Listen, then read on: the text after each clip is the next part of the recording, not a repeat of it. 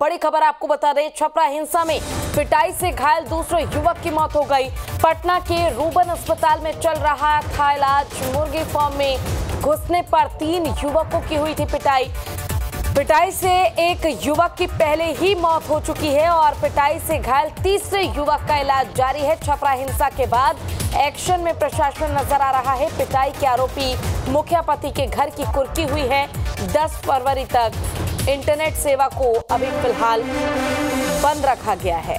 हालांकि इंटरनेट सेवा को 8 तारीख तक ही बाधित किया गया था, लेकिन अब समय सीमा को बढ़ा दिया गया है। 10 फरवरी तक इंटरनेट सेवा बहाल नहीं हो पाएगी। हालांकि बड़ा अपडेट ये है कि छपरा हिंसा में दूसरा शख्स जो कि जिंदगी और मौत की लड़ाई लड़ रहा था, जो गंभीर रूप से घायल था, उसकी भी मौत हो गई है।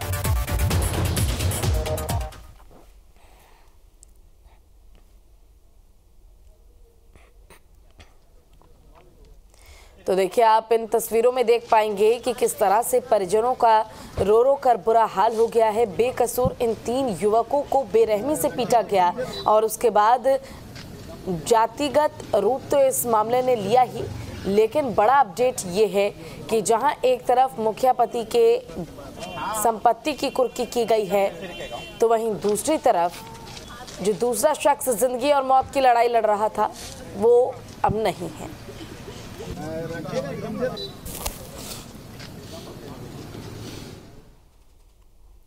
छपरा के मुबारकपुर मामले में बुरी तरीके से घायल राहुल ने बुधवार को पटना के रूबन अस्पताल में इलाज के दौरान दम तोड़ दिया। राहुल के शव को रूबन अस्पताल से पीएमसीएच पोस्टमार्टम के लिए भेजा गया। राहुल की मौत से न सिर्फ परिजन बल्कि पूरा गांव गमगीन है। पटना के रूबन अस्पताल से जायजा लिया है न्यूज स्टेट के संवाददाता रितेश मिश्रा ने। देखिए, मुबारकपुर कांड में घायल राहुल की इलाज के दौरान पटना के रूबन हॉस्पिटल में मौत हो गई है। देखिए कि उनके परिवार के लोग यहां पर बड़ी तादाद में यहां पर पहुंचे हुए हैं। बताया जा रहा है कि अब से 1 घंटा पहले राहुल की भी इलाज के दौरान मौत हो गई। बुरी तरीके से राहुल इस वारदात में घायल हो गए थे और अब जो है उनकी भी मौत हो गई है। आप कौन हुए? परिजन हुए। अच्छा, बहुत ही दुखद घटना है। इस पर तो हम समझ सकते हैं आपकी पीड़ा को। क्या कहेंगे?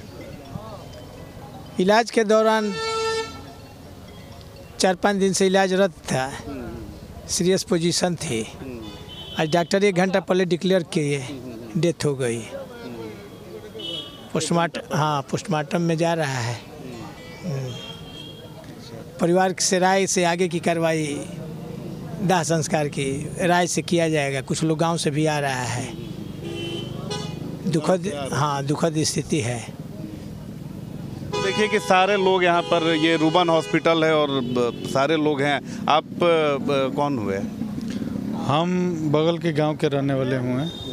हमारा नाम मुन्ना सिंह हुआ और हमारे घर से 10 किलोमीटर दूर पे इनका घर था, जिनका अभी डेथ हुआ है।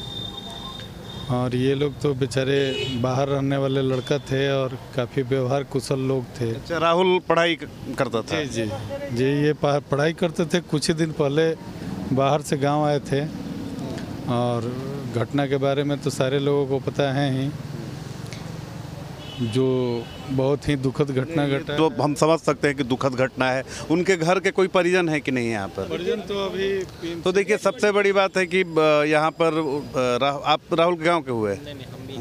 आप पीने के साथ हैं। तो देखिए कि ये रूबन हॉस्पिटल है और यहाँ पिछले 5-6 दिनों से जो भी घायल जो 2 लड़के हैं, एक राहुल और दूसरा आलोक, आज राहुल की भी मौत हो गई है और आलोक जो है वो ज़िंदगी से जद्दोजहद कर रहा है। सबसे बड़ी बात है, राहत की बात है कि आलोक जी ठीक है, ये हम अपडेट आपको दे रहे हैं। लेकिन बहुत ही दुखद घटना है। एक गांव के 2 युवकों की असमय मौत हो जाती है और जाहिर सी बात है कि इसमें संयम की ज़रूरत है। सभी तबके के लोगों को इसमें काफ़ी संयमित रहने की ज़रूरत है। लेकिन प्रशासन की कार्यशैली पर भी सवाल ज़रूर उठेंगे, क्योंकि अगर समय रहते प्रशासन ने एक्शन लिया होता तो आज 2 लड़कों की मौत ऐसे असमय नहीं हो जाती। वीडियो जर्नलिस्ट सत्येंद्र के साथ रितेश मिश्रा, न्यूज स्टेट पटना। ज्यादा जानकारी के लिए हमारे साथ हमारे संवाददाता रितेश मिश्रा जुड़ गए हैं। रितेश, फिलहाल जो अपडेट हमने देखा रिपोर्ट में, राहुल अब हमारे बीच नहीं है, लेकिन आलोक की स्थिति आप बता रहे हैं कि बेहतर है। फिलहाल वहां पर किस तरह की तस्वीरें हैं और क्या अपडेट है इस छपरा हिंसा में?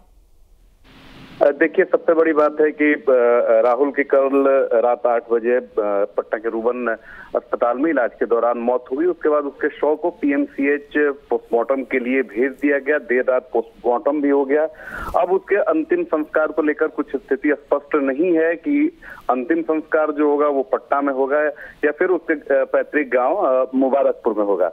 लेकिन एक खबर इसमें अच्छी ये है कि जो तीसरा युवक आलोक है वो अब बिल्कुल खतरे से बाहर है। उसकी स्थिति में लगातार सुधार हो रही है और डॉक्टरों ने पुष्टि भी कल हमारे चैनल के सामने ही किया कि अब आलोक को भी देर रात अस्पताल से डिस्चार्ज कर दिया जाएगा। लेकिन पुलिस की सुरक्षा व्यवस्था के बीच ही आलोक को कल देर रात डिस्चार्ज कर दिया गया है।